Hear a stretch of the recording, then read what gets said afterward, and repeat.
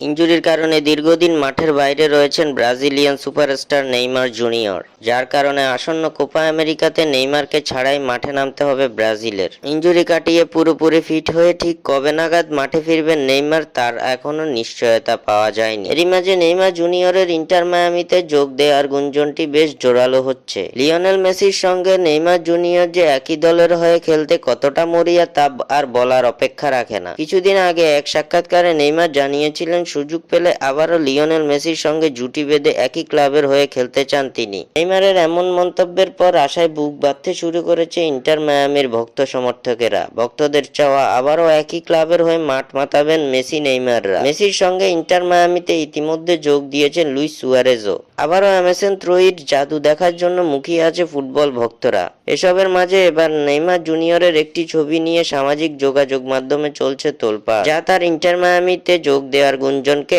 আরো জোরালো করে তুলেছে। সম্প্রতি নেইমার জুনিয়রের সঙ্গে ইন্টার মায়ামির মালিক ডেভিড বেকহাম একটি ছবি পোস্ট করেছেন, যেখানে বেশ খোশ মেজাজে দেখা যাচ্ছে দুজনকে। হঠাৎই কেন মায়ামিতে পাড়ি জমিয়েছেন নেইমার, সেখানে আবার দেখা করেছেন ডেভিড বেকহামের সঙ্গে, এমন সব প্রশ্ন এবার সংবাদ মাধ্যমে। তবে এসব প্রশ্নের জবাব সেই ছবির ক্যাপশনেই দিয়ে দিয়েছেন বেকহাম। সেই ছবির ক্যাপশনে বেকহাম লিখেছেন, মায়ামিতে তোমাকে স্বাগতম বন্ধু, কিন্তু শুধুমাত্র ডিনারের জন্য।